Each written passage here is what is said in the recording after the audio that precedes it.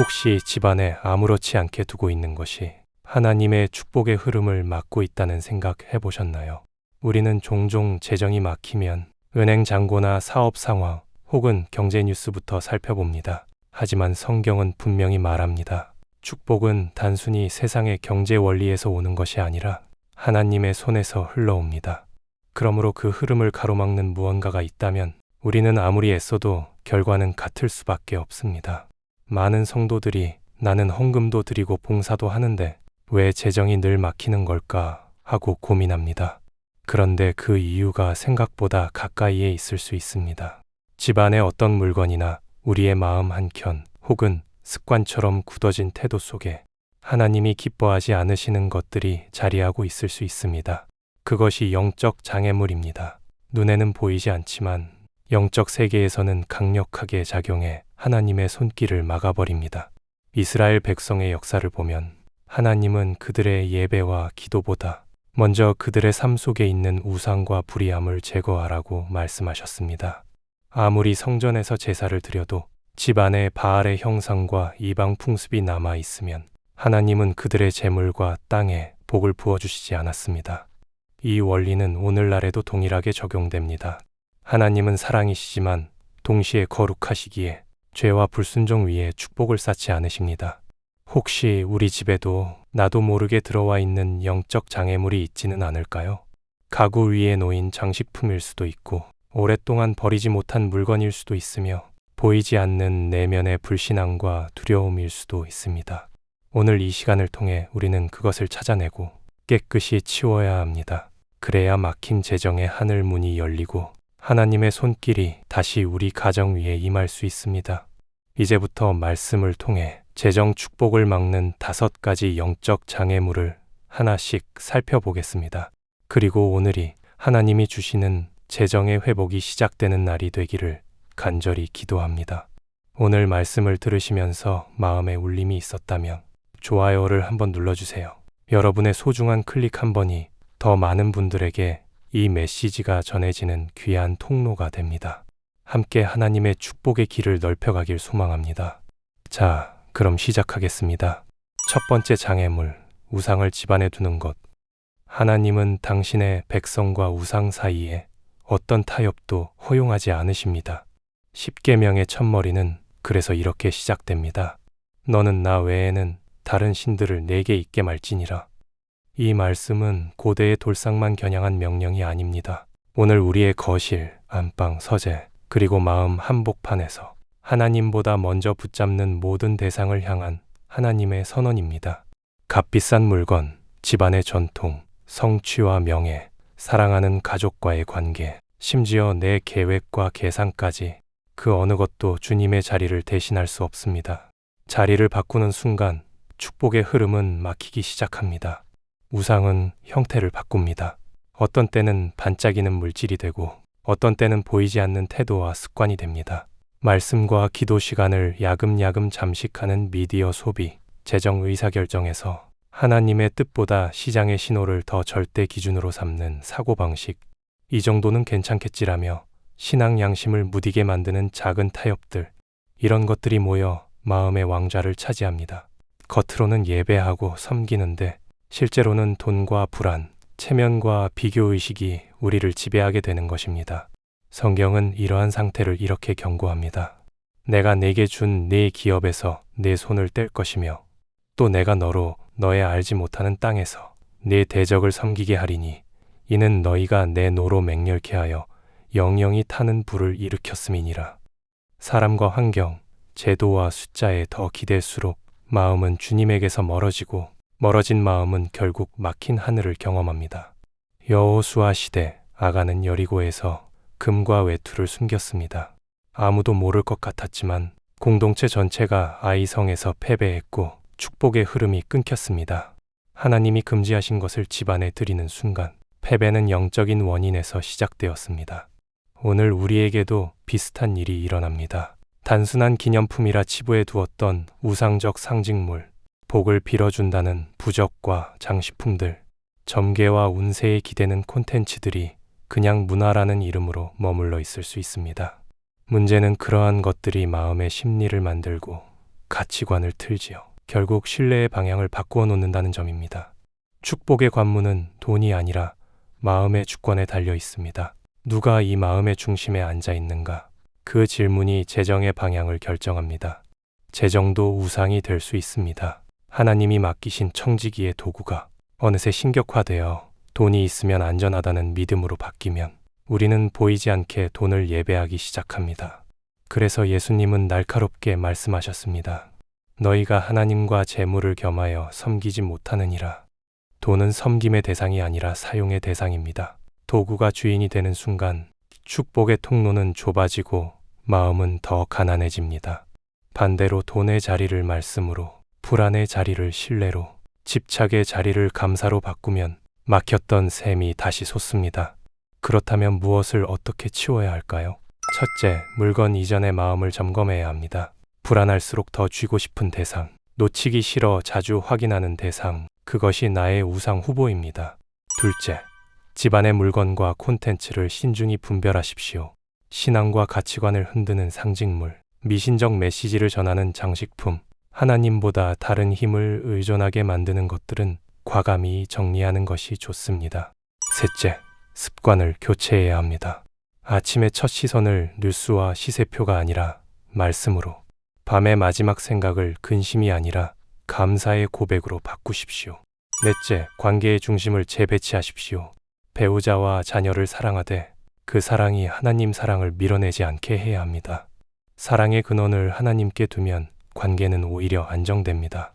핵심은 무엇을 버렸느냐 보다 누구를 모셨느냐입니다. 우상을 치우는 목적은 빈집을 만드는 것이 아니라 주님을 왕으로 모시는 데 있습니다. 성령님께 여쭙고 말씀을 소리내어 선포하며 집과 일터의 권세를 예수 그리스도의 이름으로 다시 선언하십시오. 작은 순종이 쌓이면 마음은 가벼워지고 재정은 정직해지며 선택은 담대해집니다. 우상이 사라진 자리에 감사와 나눔이 들어서면 돈의 흐름보다 은혜의 흐름이 먼저 보입니다. 그때 비로소 우리는 깨닫습니다. 축복은 밖에서 들어오는 것이 아니라 안에서 길이 뚫릴 때 흘러온다는 사실을요. 너는 나 외에는 다른 신들을 내게 있게 말지니라. 이 간단한 질서가 회복될 때 막혔던 문이 열리고 주께서 예비하신 공급이 가정과 일터 위에 다시 흐르기 시작합니다. 두 번째 장애물, 감사와 나눔이 사라진 삶. 재정 축복을 이야기할 때 사람들은 종종 얼마나 벌고 있느냐에 초점을 둡니다.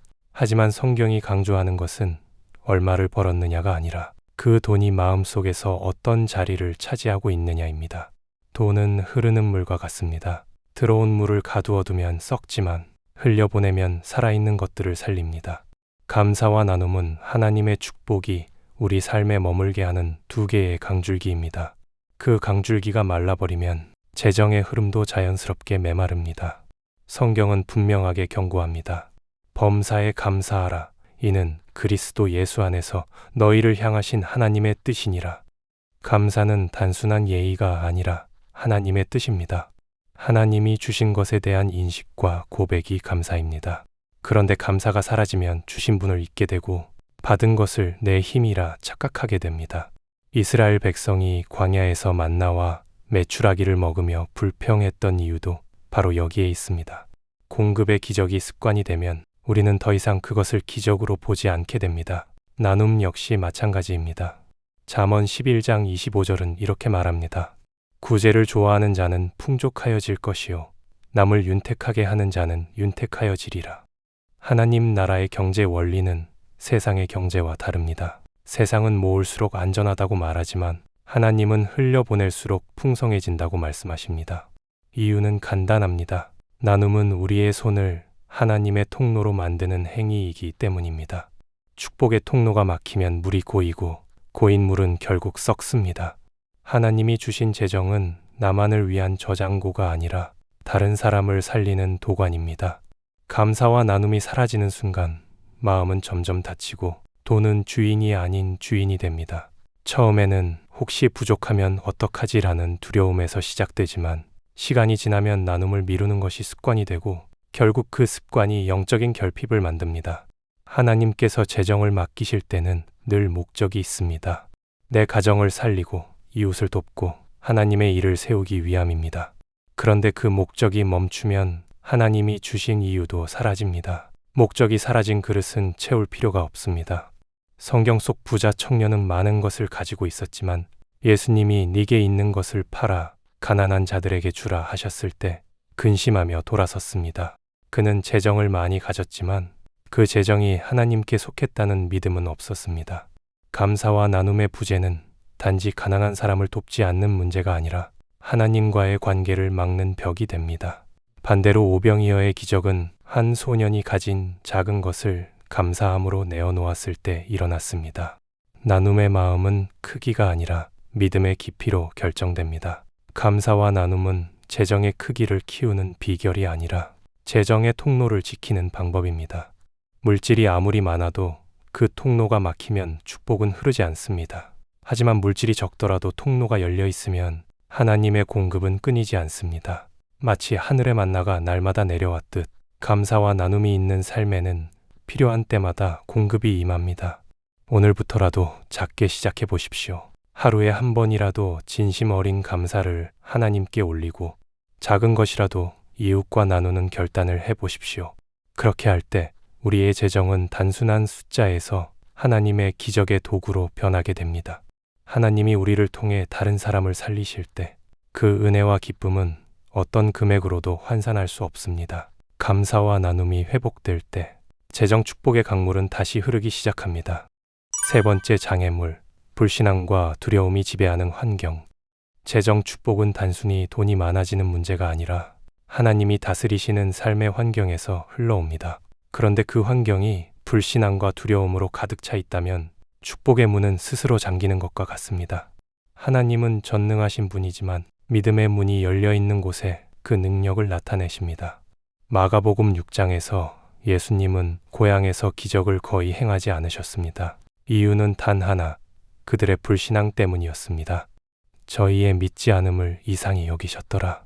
믿음은 하나님의 능력을 끌어오지만 불신앙은 그 능력을 멀리 밀어냅니다. 두려움 역시 강력한 축복의 차단기입니다. 두려움은 하나님이 주시는 평안을 빼앗고 우리로 하여금 잘못된 선택을 하게 만듭니다. 경제 상황이 어려워질 때 두려움은 하나님이 이번엔 도와주시지 않을 거야 라는 거짓을 속삭입니다. 그렇게 되면 우리는 기도보다 계산을, 순종보다 타협을 선택하게 됩니다. 디모데후서 1장 7절은 분명히 말합니다. 하나님이 우리에게 주신 것은 두려워하는 마음이 아니요 오직 능력과 사랑과 근신하는 마음이니 두려움은 하나님이 주신 마음이 아닙니다. 그것은 믿음의 뿌리를 갉아먹는 영적 독입니다.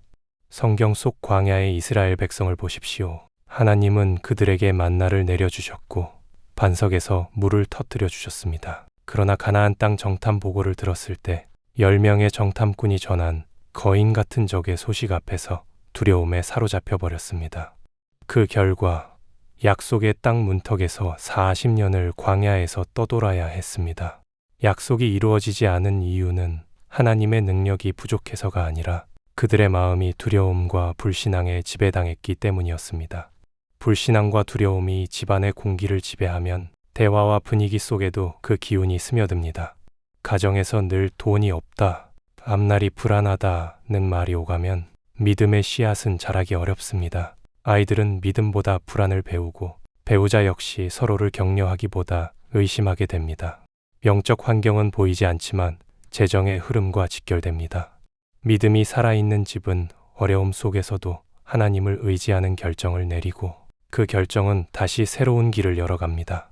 하나님은 언제나 믿음 위에 축복을 세우십니다. 믿음이 사라진 곳에는 기적이 오래 머물 수 없습니다. 그러나 불신앙과 두려움을 몰아내고 그 자리를 믿음과 담대함으로 채울 때 재정의 흐름뿐 아니라 삶 전체가 새롭게 열리게 됩니다. 축복은 바깥에서 밀고 들어오는 힘이 아니라 안에서 믿음으로 여는 문을 통해 들어옵니다. 오늘 그 문을 활짝 열어두시기 바랍니다. 네 번째 장애물, 하나님의 말씀보다 세상 원칙을 우선하는 가치관. 하나님의 축복은 언제나 그분의 말씀을 기준으로 흘러옵니다. 그런데 오늘날 많은 신자들은 무의식적으로 세상의 원칙과 계산을 하나님의 말씀보다 앞세웁니다. 겉으로는 신앙을 지킨다고 하지만 실제 결정의 순간에는 말씀보다 시장 논리, 세속적 성공 공식, 세상의 조언을 더 신뢰합니다. 이렇게 가치관이 뒤바뀌면 재정 축복의 문은 서서히 닫히게 됩니다. 시편 1편은 축복의 출발을 이렇게 정의합니다. 복 있는 사람은 악인의 꾀를 좇지 아니하며 오직 여호와의 율법을 즐거워하여 그 율법을 주야로 묵상하는 자로다. 여기서 꾀는 세상의 지혜를 뜻하는데 문제는 그것이 항상 악한 모습으로만 오지 않는다는 것입니다. 때로는 현명한 투자 전략, 경쟁에서 살아남는 비결처럼 들릴 수도 있습니다. 그러나 그것이 하나님의 말씀을 거스르거나 거룩함을 포기하게 한다면 아무리 합리적으로 보여도 그 꾀는 결국 복을 가로막는 올가미가 됩니다. 예를 들어 어떤 사람은 이익을 내려면 약간의 거짓은 필요하다는 세상의 원칙을 따릅니다. 또 어떤 이는 시간이 돈이니 예배와 봉사보다 수익 창출이 우선이라는 사고방식에 갇혀 있습니다. 처음에는 현실적인 선택처럼 보이지만 시간이 지나면 말씀의 자리는 점점 줄어들고 세상 원칙이 삶의 나침반이 됩니다. 이렇게 되면 재정의 방향은 하나님이 아닌 세상이 정하게 되고 하나님이 약속하신 축복의 길에서 벗어나게 됩니다. 예수님은 마태복음 7장에서 이렇게 말씀하셨습니다. 그러므로 누구든지 나의 이 말을 듣고 행하는 자는 그 집을 반석 위에 지은 지혜로운 사람 같으리니 나의 이 말을 듣고 행치 아니하는 자는 그 집을 모래 위에 지은 어리석은 사람 같으리니. 반석은 하나님의 말씀을 의미합니다. 반대로 모래는 끊임없이 변하는 세상의 원칙입니다. 말씀보다 세상의 기준을 더 신뢰하면 평안한 날에는 괜찮아 보여도 위기와 시험이 몰아칠 때 집 전체가 무너집니다. 말씀 위에 세운 재정은 폭풍 속에서도 견디지만 세상 원칙 위에 세운 재정은 쉽게 무너집니다. 문제는 세상 원칙은 종종 즉각적인 결과를 줍니다. 빠른 수익, 눈에 보이는 성과, 사람들의 인정, 이 모든 것은 달콤합니다. 하지만 하나님의 말씀은 때로 기다림과 순종을 요구합니다. 사람들은 이 간극을 참지 못하고 말씀의 길 대신 손쉬운 길을 선택합니다. 그러나 말씀은 단기 이익보다 장기적 축복을 보장하는 유일한 길입니다. 하나님은 단순히 재정을 불리는 분이 아니라 그 재정을 안전하게 지키고 목적 있게 사용하는 법까지 함께 주시는 분이기 때문입니다. 하나님의 말씀을 우선한다는 것은 단순히 성경을 읽는 것이 아니라 삶의 모든 결정 기준을 말씀에 두는 것입니다. 사업의 방향, 소비 습관, 투자 방식, 대인관계, 심지어 기부와 나눔까지 말씀이 허락하지 않는 것은 하지 않고 말씀이 권면하는 것은 순종하는 태도입니다. 이 원칙을 지키면 때로는 느리게 가는 것처럼 보여도 그 길 위에서는 후회 없는 열매가 맺힙니다. 하나님의 말씀보다 세상의 원칙을 우선하는 순간 우리는 스스로 재정 축복의 토대를 허무는 것입니다. 그러나 그 반대로 말씀을 우선하는 순간 세상이 닫아버린 길도 하나님이 여십니다. 세상은 원칙을 지키면 손해본다고 말하지만 하나님은 말씀을 지킬 때 손해처럼 보이는 것이 오히려 길이 되는 역전을 일으키십니다. 오늘 결단하십시오. 말씀보다 세상을 앞세웠던 모든 영역을 내려놓고 말씀을 다시 삶의 중심에 두십시오. 그 순간 하나님의 약속은 단순한 문장이 아니라 실제 삶 속에서 움직이는 살아있는 능력이 될 것입니다. 그리고 그 능력은 재정의 크기를 넘어서 평안과 보호, 그리고 목적 있는 풍성함으로 이어질 것입니다. 말씀을 우선하는 삶이야말로 재정 축복의 가장 견고한 토대입니다. 5번째 장애물, 부정직한 돈의 출처. 재정이 막힐 때 많은 분들이 금액을 늘리려 합니다. 그러나 성경은 먼저 돈이 어디서 왔는가를 묻습니다. 하나님은 공급자이시지만 부정직으로 벌어들인 돈 위에는 복을 더하지 않으십니다. 씨가 썩었는데 열매만 탐내는 것은 믿음이 아니라 착각입니다. 성경은 분명히 말합니다. 망령되이 얻은 재물은 줄어가고 손으로 모은 것은 늘어가느니라. 쉽게 요령으로 불의로 얻은 돈은 처음엔 달콤하지만 결국 손가락 사이로 빠져나가고 마음을 메마르게 합니다. 반면 하나님 앞에서 정직히 모은 것에는 시간이 걸려도 평안이 붙습니다. 보이는 액수만이 아니라 하나님이 더하시는 복이 함께하기 때문입니다. 성경에서 사도 야고보는 이렇게 외칩니다. 보라, 너희 밭에 추수한 품꾼에게 주지 아니한 삭이 소리 지르며 추수한 자의 우는 소리가 만군의 주의 귀에 들렸느니라. 돈의 계산서에는 침묵이 있어도 억울한 사람의 한숨은 하늘에 기록됩니다. 하나님은 경제보다 정의에 먼저 응답하시는 분이십니다. 하나님은 당신의 성전, 곧 하나님의 이름이 머무는 곳에 오염된 돈이 드나드는 것을 용납하지 않으십니다. 창기에 번 돈과 개 같은 자의 소득은 아무 서원하는 일로든지 내 하나님 여호와의 전에 가져오지 말라. 이 둘은 내 하나님 여호와께 가증한 것임이니라. 고대 이스라엘에서 창기의 값과 개 같은 자의 값은 부정한 수입의 총칭이었습니다. 하나님은 금액의 크기를 보지 않으시고 출처의 거룩을 보십니다. 그 원리는 오늘도 유효합니다. 황금 봉투가 두꺼워도 그 돈이 타인의 눈물과 억울함에서 나왔다면 하나님께 향기가 되지 못합니다. 반대로 액수가 작아도 정직과 사랑으로 얻은 것이라면 하나님은 그 향기를 기쁘게 받으십니다. 예수님을 만난 삭개오는 출처의 문제를 정면으로 다루었습니다. 삭개오가 서서 주께 여짜오되 주여 보시옵소서. 내 소유의 절반을 가난한 자들에게 주겠사오며 만일 닐 것을 토색한 일이 있으면 4배나 갚겠나이다. 그리고 예수님은 말씀하셨습니다. 오늘 구원이 이 집에 이르렀으니 이 사람도 아브라함의 자손이미로다. 삭개오는 단지 앞으로 잘하겠습니다 라고 말하지 않았습니다. 과거의 불의를 정산했습니다. 회개는 고백에서 그치지 않고 관계와 돈의 흐름을 바로잡는 결단으로 증명됩니다. 그때 구원이 사람에게만이 아니라 집과 경제 생태계에 임합니다. 우리 가정의 재정에 구원이 임하게 하려면 하나님 앞에서 출처를 다시 점검하고 필요하다면 되돌려주고 갚아야 합니다. 현실에서는 이 정도는 다들 한다. 안 그러면 경쟁에서 밀린다는 유혹이 끊임없습니다. 하지만 신자는 결과로 정당화하지 않고 주권으로 순종합니다. 하나님이 문을 여시면 사람은 닫을 수 없고 하나님이 닫으시면 사람은 열 수 없습니다. 문은 기술이 아니라 거룩이 엽니다. 불의로 만들어 올린 단기 실적은 겉은 반짝여도 내면의 근심과 두려움에 이자를 붙입니다. 그래서 성경은 이렇게 약속합니다. 여호와께서 복을 주심으로 사람으로 부하게 하시고 근심을 겸하여 주지 아니하시느니라. 정직의 길은 느려 보이지만 결국 평안에 이자가 붙고 신뢰라는 보이지 않는 자산이 축적됩니다. 정직은 때로 손해처럼 보입니다. 그러나 거룩함은 하나님의 임재를 부르고 임재는 지혜와 관계, 기회를 동행시킵니다. 불의의 루트가 끊어질 때 하나님은 새로운 루트를 여십니다. 우리는 종종 몇 퍼센트의 수익률에 몰두하지만 하나님은 우리의 마음의 퍼센트를 보십니다. 99%의 순종과 1%의 타협은 결국 문 전체를 잠그는 작은 열쇠가 됩니다. 반대로 1%라도 오늘 돌이키면 회복의 물줄기가 거기서 시작됩니다. 이제 우리 집에 돈의 길을 바꾸십시오. 출처를 거룩하게, 과정은 투명하게, 사용은 사랑으로. 그러면 하나님께서 막힌 데를 열어주십니다. 액수가 아니라 정직의 결이 복의 운명을 결정합니다. 오늘 기도 자리에서 이렇게 고백해 보십시오. 주님, 제 손의 길을 정직으로 펴주옵소서. 불의의 씨앗을 도려내고 주의 의로 심게 하옵소서. 하나님은 이러한 기도를 외면하지 않으십니다. 거룩이 길을 닦을 때 복은 지체 없이 따라옵니다. 우리가 오늘 함께 살펴본 5가지 영적 장애물은 단순한 재정관리 팁이 아니라 하나님의 축복을 가로막는 근본적인 문제들입니다.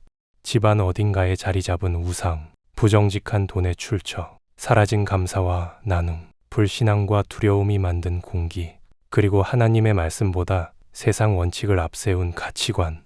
이 모든 것은 눈에 잘 보이지 않지만 영적 세계에서는 매우 무겁고 실제적인 장벽으로 작용합니다. 그리고 이 장벽이 무너질 때 비로소 하나님이 예비하신 재정의 문이 열리게 됩니다. 성경은 축복을 단순히 돈이 많아지는 상태로 정의하지 않습니다. 세상은 불을 위해 근심을 짊어지지만 하나님은 불을 주시면서 근심을 덜어주십니다. 그러나 그 부가 우리 삶에 머물기 위해서는 하나님의 기준에 맞는 터전이 필요합니다. 터전이 무너지면 아무리 많은 재정이 흘러와도 오래 머물지 못합니다. 우리가 오늘 점검한 5가지는 터전을 회복하는 여정입니다. 우상을 치워 하나님만을 경외하는 집을 세우고 부정직한 루트를 끊어 거룩한 씨앗만 심으며 감사와 나눔을 회복해 축복의 통로를 넓히고 불신앙과 두려움을 몰아내 믿음의 공기를 만들며 말씀을 삶의 중심에 두어 견고한 토대를 세우는 것. 이 모든 변화는 하루아침에 완성되지 않을 수 있습니다. 하지만 하나님은 작은 순종부터 기뻐 받으십니다. 부정직한 거래 하나를 중단하는 것, 집안 한 구석의 우상적 물건을 치우는 것, 오늘 하루 드린 진심 어린 감사 한 줄, 불신앙 대신 믿음의 말을 선포하는 것, 이 작은 행동들이 쌓여 하늘의 창고 문을 여는 큰 열쇠가 됩니다. 하나님은 지금도 찾고 계십니다. 재정의 크기에 상관없이 그분의 마음에 합한 통로가 될 사람을. 하나님은 그 통로를 통해 단지 우리만을 부유하게 하시는 것이 아니라 우리의 가정을 살리고 이웃을 살리며 하나님의 나라를 확장하십니다. 그러므로 오늘 이 말씀을 들으신 여러분, 점검하십시오. 그리고 정리하십시오. 두려워 마십시오. 하나님은 우리를 부끄럽게 하려고 이 문제를 드러내시는 것이 아니라 회복시키기 위해 보여주십니다. 마지막으로 여러분이 이 여정을 시작할 수 있도록 기도로 함께 마무리하고 싶습니다. 주님, 제 마음과 가정을 비추어 주옵소서. 우상을 치우게 하시고 부정직의 길을 끊게 하시며 감사와 나눔이 흘러넘치게 하옵소서. 불신앙과 두려움을 몰아내고 말씀 위에 제 삶을 세우게 하옵소서. 재정이 아니라 주님이 제 유일한 공급자이심을 믿습니다. 오늘 제 손과 마음을 주께 드립니다. 예수님의 이름으로 기도합니다. 아멘. 오늘 이 결단이 여러분의 가정과 일터, 재정 위에 새로운 축복의 계절을 여는 첫날이 되기를 축원합니다. 하나님은 약속을 잊지 않으시며 순종하는 자를 결코 빈손으로 두지 않으십니다.